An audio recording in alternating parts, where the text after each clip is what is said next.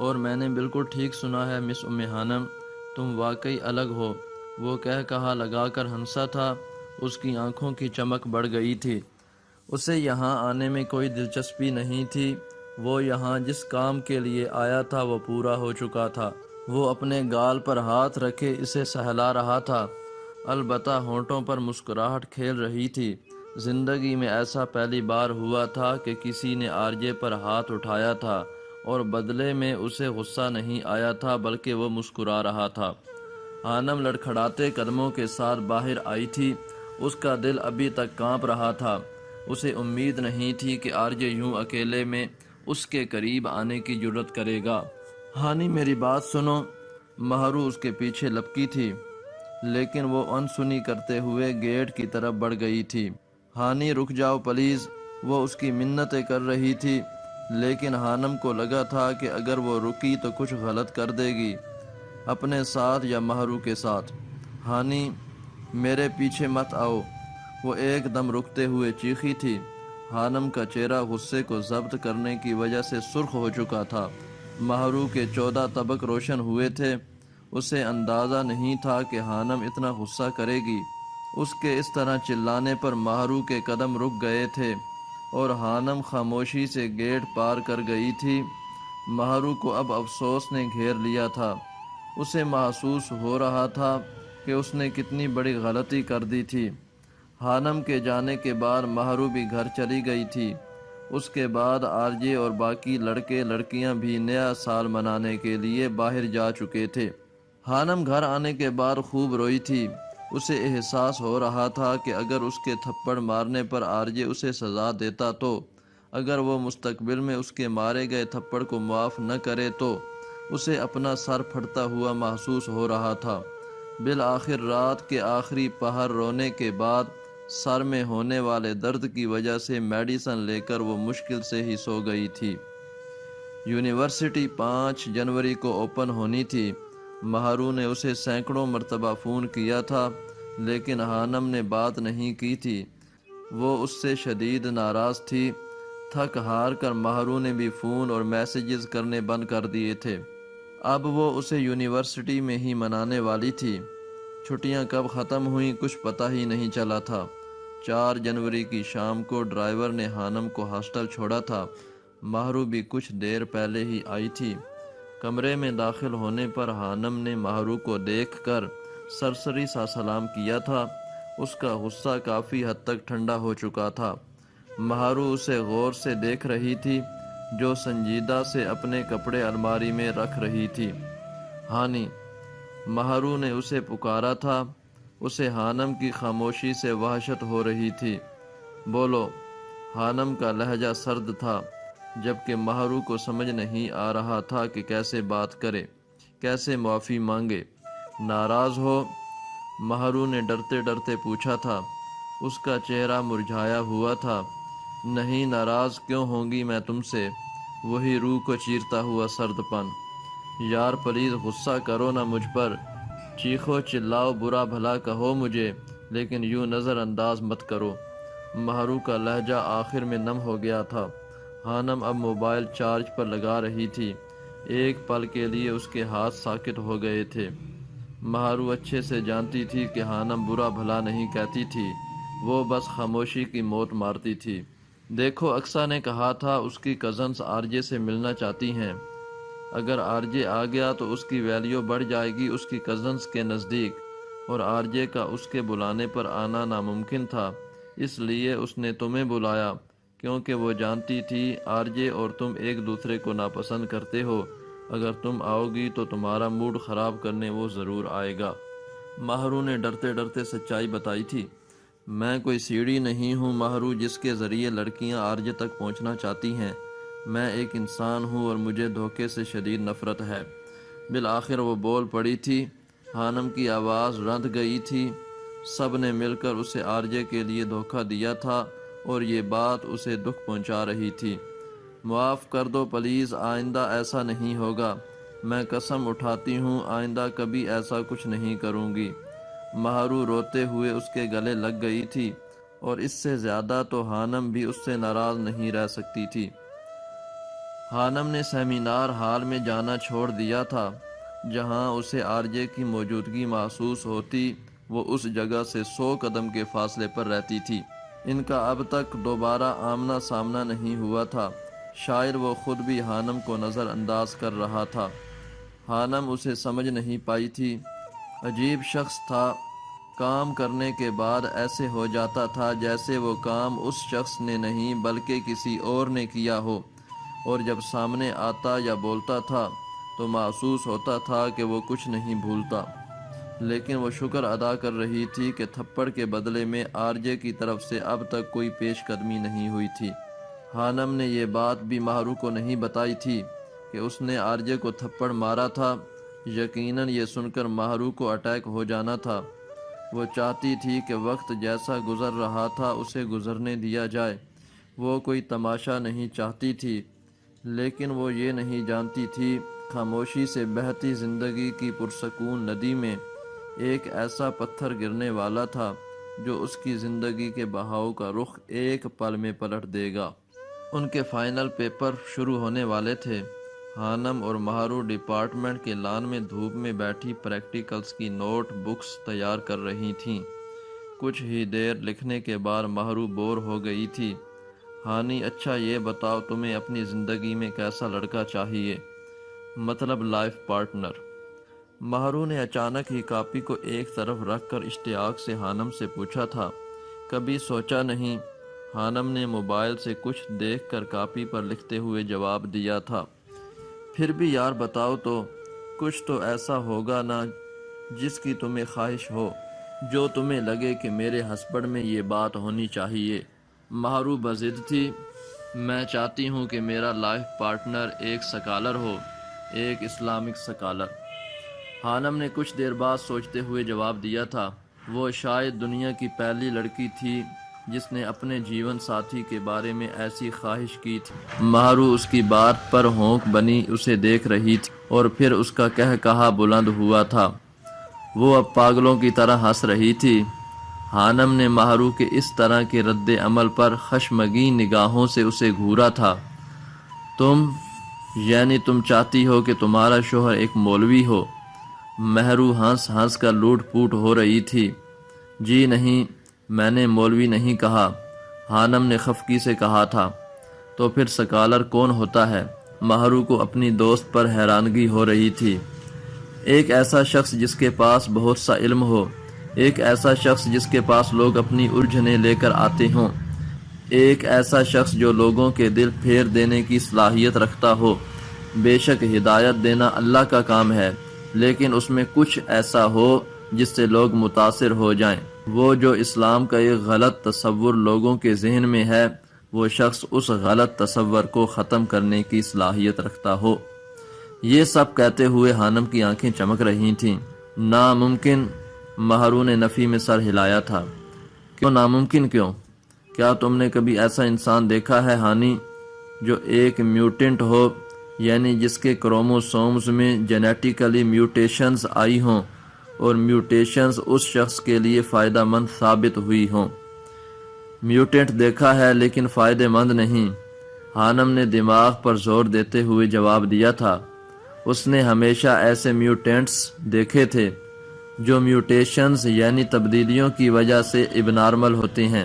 ان کے پرانے محلے میں بھی ایسے بچے تھے جو ٹھیک سے بول نہیں پاتے تھے، کچھ چل نہیں سکتے تھے، بڑا سا سر ہوتا تھا اور کمزور ہاتھ پاؤں۔ کچھ ایسے بھی تھے جو روتے تھے، ایسا لگتا تھا جیسے بلی رو رہی ہو۔ یہ سب میوٹیشن سے ہونے والی بیماریوں کی علامات تھیں، لیکن اسے کبھی کوئی مثبت میوٹینٹ نہیں ملا تھا جو نارمل سے بھی غیر معمولی ہو۔ تو پھر تمہاری یہ خواہش بھی کچھ ایسی ہی ہے۔ مجھے نہیں لگتا تمہیں کوئی ایسا انسان ملے گا۔ مجھے تو سینکڑوں مولوی نظر آتے ہیں جو فرقہ واریت پر بات کرتے ہیں، دین پر نہیں۔ مہرو نے ایک کڑوی سچائی بیان کی تھی۔ آج کے دور میں زیادہ تر ایسا ہی ہو رہا تھا۔ اچھا چلو یہ سب چھوڑو، یہ بتاؤ کہ وہ تمہارے لیے کیا کرے، کچھ خاص جو تمہیں اچھا لگے، جو تمہاری خواہش ہو۔ آج مہرو اس سے جانے کیا کیا اگلوانے والی تھی۔ اگر ثواب اور گناہ کے دائرے سے باہر نکل کر خواہش کی جائے تو میں چاہتی ہوں کہ وہ خوبصورت برستی بارش میں میرے لیے کچھ گنگنائے، صرف میرے لیے۔ خانم کے چہرے پر ساتوں رنگ جھلمل کر رہے تھے۔ یعنی تم چاہتی ہو کہ تمہیں آرجے ملے؟ ماہرو کا پھر سے کہا بلند ہوا تھا۔ وہ آج خانم کی عجیب و غریب خواہشات سن کر پاگل ہو رہی تھی۔ لا حول ولا قوہ، استغفر اللہ استغفر اللہ استغفر اللہ۔ ماہرو کی بات پر خانم نے ایسے رد عمل کا اظہار کیا تھا جیسے آرجے کوئی انسان نہیں بلکہ شیطان ہو۔ اب وہ کھائے جانے والی نظروں سے ماہرو کو گھور رہی تھی، جو ہمیشہ آرجے کا نام لے کر اس کا موڈ خراب کرتی تھی۔ اچھا یار سوری، اب نہیں گھنستی، ماہرو نے معذرت کی تھی۔ اس نے کافی دنوں بعد خانم کے سامنے آرجے کا ذکر کیا تھا۔ ویسے آرجے کو نیو ہیئر کٹ بہت سوٹ کر رہا ہے۔ ماہرو نے مکی کے ساتھ ڈپارٹمنٹ سے باہر جاتے آرجے کو دیکھ کر کہا تھا۔ وہ 2 دن بعد ڈپارٹمنٹ آیا تھا اور فوراً ہی مکی اسے بلانے آ گیا تھا۔ اس کے بال گھنے تھے جو گردن کو چھوتے تھے، لیکن اب پیچھے سے کٹ چکے تھے اور جیل لگا کر سر پر موجود بالوں کو کھڑا کیا گیا تھا۔ اس میں سوٹ کرنے والا کیا ہے؟ ایسے لگتا ہے جیسے بالوں کا ایک ٹوکرا سر پر رکھ دیا ہو۔ خانم نے ناک سے مکھی اڑانے والے انداز میں کہا تھا۔ واہ واہ، اس کے اتنے اچھے ہیئر سٹائل کو تم نے ٹوکرے کا نام دے دیا ہے۔ ماہرو کا کہا بلند ہوا تھا۔ ویسے یہ ٹوکرا کس زبان کا لفظ ہے؟ مجھے خود نہیں پتا۔ خانم نے دونوں ہاتھوں کو منہ پر رکھتے ہوئے جواب دیا تھا جیسے کچھ غلط کہہ دیا ہو، اور پھر دونوں کی ہنسی فضا میں بکھر گئی تھی۔ کیا تم ایک نئی کامیابی کے لیے تیار ہو؟ حشام پرجوش سا پوچھ رہا تھا۔ آج آرجے کی کنووکیشن تھی، اسے MBA کی ڈگری ملنے والی تھی اور ساتھ گولڈ میڈل بھی۔ اس نے اس بار بھی ٹاپ کیا تھا۔ حشام اس کی کامیابی کو لے کر بہت خوش تھا۔ میں ہمیشہ تیار رہتا ہوں شامو کاکا، آرجے نے جواب دیا تھا۔ گھر میں سب بہت خوش ہوں گے، بی جان، مدیحہ، بڑے اور چھوٹے بابا سائیں۔ ڈیڈ کا تو تم رہنے ہی دو، ان کے نزدیک تو میں گدھا ہی ہوں۔ اب گدھا چارہ کھائے یا سونا، انہیں فرق نہیں پڑنے والا، آرجے نے خفگی سے کہا تھا۔ ہاں ہاں، واہ آرجے، کیا لاجک نکالا ہے۔ ویسے تم مان گئے آخر کہ تم ایک گدھے ہو شامو کاکا، وہ احتجاجاً چلایا تھا۔ چھوٹے بابا سائیں کے نزدیک؟ حشام نے بات پوری کی تھی۔ وہ ہنس دیا تھا۔ وہ خوش تھا آرجے کی کامیابی پر، لیکن آرجے، وہ ان سب چیزوں کا عادی تھا، اسے کیا فرق پڑنے والا تھا؟ تو یہ تمہیں میوٹیشن سے ہونے والی بیماریوں کی اقسام، اب ہم ان کی تفصیل پڑھیں گے۔ پروفیسر نے پروجیکٹر پر کچھ پوائنٹس کی طرف اشارہ کرتے ہوئے کہا تھا۔ جینیٹک ایولیوشن پر ان کی کلاس ہو رہی تھی کہ کیسے وقت کے ساتھ ساتھ کروموسومز اور جین میں تبدیلیاں آئیں، اور اب کیوں ان تبدیلیوں کی وجہ سے بیماریاں زیادہ ہو گئی تھیں۔ ارتقاء کہتا ہے کہ پہلے ایک سیل تھا، پھر ڈبل ہوئے اور پھر وقت کے ساتھ ساتھ بندروں سے انسان وجود میں آئے۔ یہ ارتقاء کا نظریہ ہے، لیکن ہمیں اسلام کچھ اور بتاتا ہے کہ ہم سب حضرت آدم علیہ السلام کی اولاد ہیں۔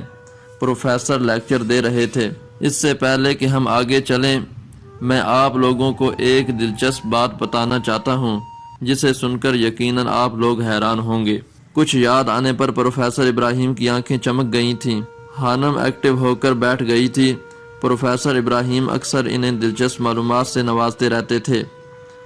امریکی ایکالوجسٹ ڈاکٹر ایلس سلور کی تہلکہ خیز ریسرچ۔ انہوں نے اپنی اس ریسرچ میں کہا ہے کہ انسان زمینی مخلوق نہیں ہے۔ ان کی اس ریسرچ کی بنیاد پر ارتقاء کے نظریات کا جنازہ اٹھ گیا ہے۔ ارتقائی سائنسدان لاجواب ہو چکے ہیں۔ انسان زمین کا ایلین ہے، ایسا وہ کہتے ہیں۔ ان کی باتیں سن کر خانم چونکی تھی۔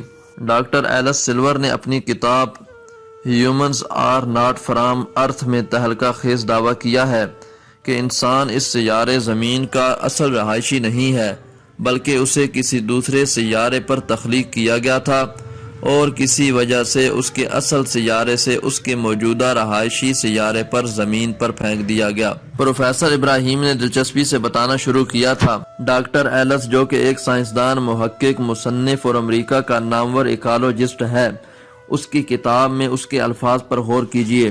ذہن میں رہے کہ یہ الفاظ ایک سائنسدان کے ہیں جو کسی مذہب پر یقین نہیں رکھتا۔ اس کا کہنا ہے کہ انسان جس ماحول میں پہلی بار تخلیق کیا گیا اور جہاں یہ رہتا تھا، وہ سیارہ، وہ جگہ اس قدر آرام دہ، پرسکون اور مناسب ماحول والی تھی جسے VIP کہا جا سکتا ہے۔ وہاں پر انسان بہت ہی نرم و نازک ماحول میں رہتا تھا۔ اس کی نازک مزاجی اور آرام پرست طبیعت سے معلوم ہوتا ہے کہ اسے اپنی روٹی روزی کے لیے کچھ بھی تردد نہیں کرنا پڑتا تھا۔ یہ کوئی بہت ہی لاڈلی مخلوق تھی جسے اتنی لگژری لائف میسر تھی۔ وہ ماحول ایسا تھا جہاں سردی اور گرمی کی بجائے بہار جیسا موسم رہتا تھا، اور وہاں پر سورج جیسے خطرناک ستارے کی تیز دھوپ اور الٹرا وائلٹ شعاعیں بالکل نہیں تھیں جو اس کی برداشت سے باہر اور تکلیف دہ ہوتیں۔ کیا واقعی ایسا تھا؟ ہانم نے سوال کیا تھا۔ بالکل ہو سکتا ہے، اب آگے سنیں۔ تب اس مخلوق انسان سے کوئی غلطی ہوئی۔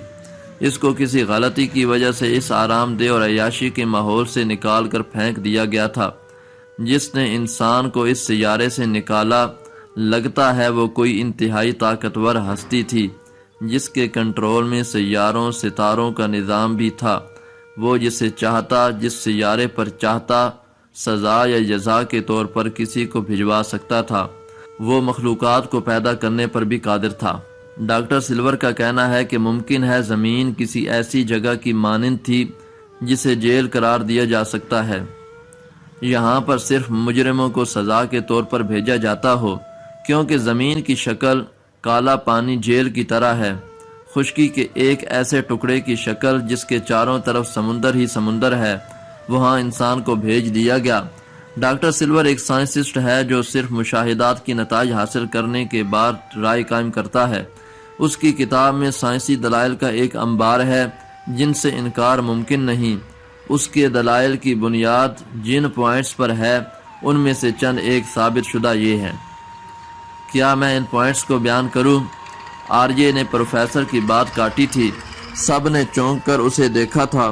پروفیسر کو حیرت ہو رہی تھی کہ واقعی وہ لڑکا اس ریسرچ کو جانتا تھا۔ اگر جانتا تھا تو پھر بھی۔ نمبر 1، زمین کی کشش ثقل اور جہاں سے انسان آیا ہے اس جگہ کی کشش ثقل میں بہت زیادہ فرق ہے۔ جس سیارے سے انسان آیا ہے وہاں کی کشش ثقل زمین سے بہت کم تھی، جس کی وجہ سے انسان کے لیے چلنا پھرنا، بوجھ اٹھانا وغیرہ بہت آسان تھا۔ انسانوں کے اندر کمر درد کی شکایت زیادہ گریوٹی کی وجہ سے ہے۔ نمبر 2، انسان میں جتنے دائمی امراض پائے جاتے ہیں وہ باقی کسی ایک بھی مخلوق میں نہیں جو زمین پر بس رہی ہے۔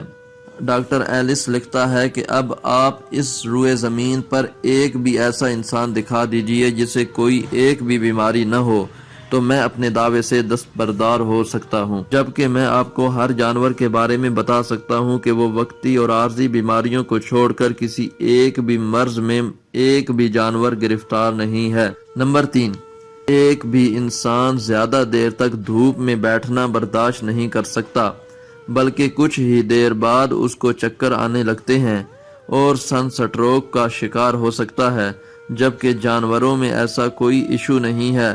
مہینوں دھوپ میں رہنے کے باوجود جانور نہ تو کسی جلدی بیماری کا شکار ہوتے ہیں اور نہ ہی کسی اور طرح کے مرض میں مبتلا ہوتے ہیں جس کا تعلق سورج کی تیز شعاؤں یا دھوپ سے ہو۔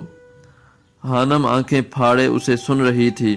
جیسے RJ بول رہا تھا، ہانم کا دل تیز تیز دھڑک رہا تھا۔ اس کے ذہن میں کچھ گردش کرنے لگا تھا۔ نمبر 4، ہر انسان یہی محسوس کرتا ہے اور ہر وقت اسے احساس رہتا ہے کہ اس کا گھر اس سیارے پر نہیں۔ کبھی کبھی اس پر بلا وجہ ایسی اداسی طاری ہو جاتی ہے جیسے کسی پردیس میں رہنے والے پر ہوتی ہے، اور چاہے وہ بے شک اپنے گھر میں اپنے قریبی خونی رشتہ داروں کے پاس ہی کیوں نہ بیٹھا ہو۔ نمبر 5، زمین پر رہنے والی تمام مخلوقات کا ٹمپریچر آٹومیٹک طریقے سے ہر سیکنڈ بار ریگولیٹ ہوتا رہتا ہے، یعنی اگر سخت اور تیز دھوپ ہے تو ان کے جسم کا درجہ حرارت خود کار طریقے سے ریگولیٹ ہو جائے گا، جبکہ اسی وقت اگر بادل آ جاتے ہیں تو ان کے جسم کا ٹمپریچر سائے کے مطابق ہو جائے گا، جبکہ انسان کا ایسا کوئی سسٹم نہیں، بلکہ انسان بدلتے موسم اور ماحول کے ساتھ بیمار ہونے لگ جائے گا۔ موسمی بخار کا لفظ صرف انسانوں میں ہے۔ نمبر 6، انسان اس سیارے پر پائے جانے والی دوسرے جانوروں سے بہت مختلف ہے۔ نمبر 6، انسان اس سیارے پر پائے جانے والے دوسرے جانوروں سے بہت مختلف ہے۔ اس کا ڈی این اے اور جینز کی تعداد اس سیارے زمین پر پائے جانے والے دوسرے جانوروں سے بہت مختلف اور بہت زیادہ ہیں۔ نمبر 7، زمین کے اصل رہائشی جانوروں کو اپنی غذا حاصل کرنا اور اسے کھانا مشکل نہیں، وہ ہر غذا ڈائریکٹ کھاتے ہیں، جبکہ انسان کو اپنی غذا کے چند لقمے حاصل کرنے کے لیے ہزاروں جتن کرنا پڑتے ہیں۔ پہلے چیزوں کو پکا کر نرم کرنا پڑتا ہے، پھر اس کے معدے اور جسم کے مطابق وہ غذا استعمال کے قابل ہوتی ہے۔ اس سے بھی ظاہر ہوتا ہے کہ انسان زمین کا رہنے والا نہیں ہے۔ جب یہ اپنے اصل سیارے پر تھا تو وہاں اسے کھانا پکانے کا جھنجٹ نہیں اٹھانا پڑتا تھا، بلکہ ہر چیز کو ڈائریکٹ غذا کے طور پر استعمال کرتا تھا۔ مزید یہ اکیلا 2 پاؤں پر چلنے والا ہے، جو اس کے یہاں پر ایلین ہونے کی نشانی ہے۔ نمبر 8، انسان کو زمین پر رہنے کے لیے بہت نرم و گداز بستر کی ضرورت ہوتی ہے، جبکہ زمین کے اصل باسیوں یعنی جانوروں کو اس طرح نرم بستر کی ضرورت نہیں ہوتی۔ یہ اس چیز کی علامت ہے کہ انسان کے اصل سیارے پر سونے اور آرام کرنے کی جگہ انتہائی نرم و نازک تھی، جو اس کے جسم کی نازکی کے مطابق تھی۔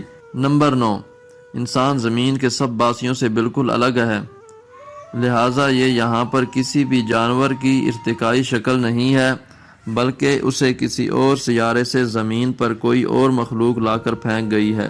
انسان کو جس اصل سیارے پر تخلیق کیا گیا تھا وہاں زمین جیسا گندا ماحول نہیں تھا۔ اس کی نرم و نازک جلد جو زمین کے سورج کی دھوپ میں جھلس کر سیاہ ہو جاتی ہے، اس کے پیدائشی سیارے کے مطابق بالکل مناسب بنائی گئی تھی۔ یہ اتنا نازک مزاج تھا، زمین پر آنے کے بعد بھی اپنی نازک مزاجی کے مطابق ماحول پیدا کرنے کی کوششوں میں رہتا ہے۔ جس طرح اسے اپنے سیارے پر آرام دہ بستر پر سونے کی عادت تھی، وہ زمین پر آنے کے بعد بھی اس کے لیے اب بھی کوشش کرتا ہے کہ زیادہ سے زیادہ آرام دہ زندگی گزار سکوں۔ جیسے خوبصورت، قیمتی اور مضبوط محلات، مکانات اسے وہاں اس کے ماں باپ کو میسر تھے، وہ اب بھی انہی جیسے بنانے کی کوشش کرتا ہے، جبکہ باقی سب جانور و مخلوقات اس سے بے نیاز ہیں۔ یہاں زمین کی مخلوقات عقل سے عاری اور تھرڈ کلاس زندگی کی عادی ہیں، جن کو نہ اچھا سوچنے کی توفیق ہے، نہ اچھا رہنے کی، اور نہ ہی امن سکون سے رہنے کی۔ انسان ان مخلوقات کو دیکھ دیکھ کر خونخوار ہو گیا، جبکہ اس کی اصلیت محبت، فنون لطیفہ اور امن و سکون کی زندگی تھی۔ یہ ایک ایسا قیدی ہے جسے سزا کے طور پر تھرڈ کلاس سیارے پر بھیج دیا گیا تاکہ اپنی سزا کا دورانیہ گزار کر واپس آ جائے۔ ڈاکٹر ایلس کا کہنا ہے کہ انسان کی عقل و شعور اور ترقی سے اندازہ ہوتا ہے کہ اس ایلین کے والدین کو اپنے سیارے سے زمین پر آئے ہوئے کچھ زیادہ وقت نہیں گزرا، ابھی کچھ ہزار سال ہی گزرے ہیں۔ یہ ابھی اپنی زندگی کو اپنے پرانے سیارے کی طرح لگژری بنانے کے لیے بھرپور کوشش کر رہا ہے، کبھی گاڑیاں ایجاد کرتا ہے، کبھی موبائل فون۔ اگر اسے آئے ہوئے چند لاکھ سال بھی گزرے ہوتے تو یہ جو آج ایجادات نظر آ رہی ہیں یہ ہزاروں سال پہلے وجود میں آ چکی ہوتی، کیونکہ میں اور تم اتنے گئے گزرے نہیں کہ لاکھوں سال تک جانوروں کی طرح بیچارگی اور ترسی کی زندگی گزارتے رہتے۔ ایسا ہی ہے نا پروفیسر ابراہیم؟